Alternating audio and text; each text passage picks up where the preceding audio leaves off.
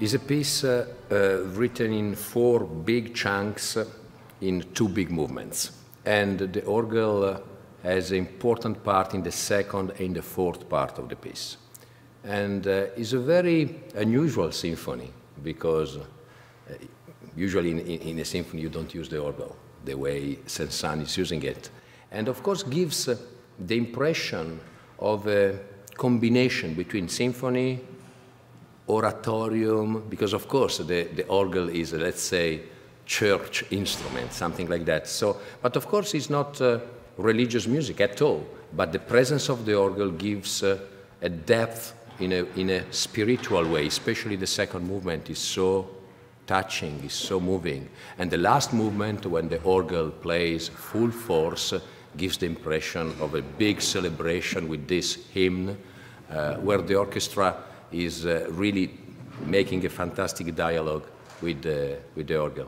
I think what the audience should be concentrated on is the fact that sometimes you don't perceive the difference between organ and orchestra, especially when the brass chords are combined with the organ.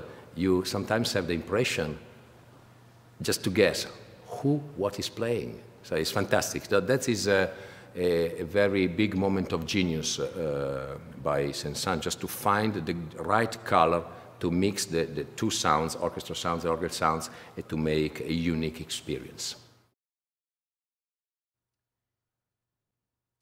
Casella is an important Italian composer. He was born in the 80s of the 19th century, so it was 1880, 1882, and was born in Turin, but he has been trained basically in Paris. So he's Italian, but he's very European, the way he has been trained.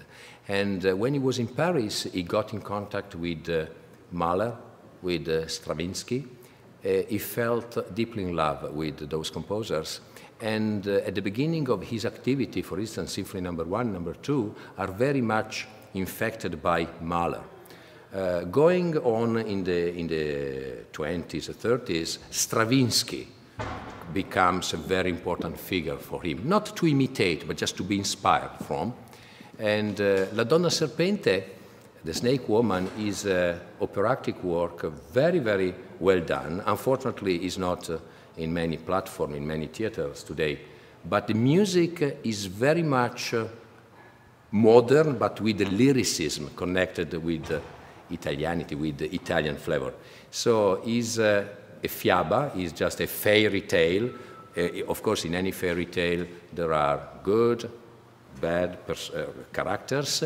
And this suite, the selections, just bring out from the opera the most exquisite music connected with the Snake Woman, the princess, and sometimes the march-like movement, a moment of music connected with the king. So it's a fascinating piece of music. I think will be a nice discovery for the Philadelphia audience. An extraordinary artist, fantastic man, great human being, and you can feel it when he's playing. He's very honest, and what comes out from his violin is just the sound of his soul, and he's incredibly easygoing. There is no ego. Whatever he tries to deliver is just quality through the violin with the music. So he's so honest, and the fingers is one of the best virtuoso we have today.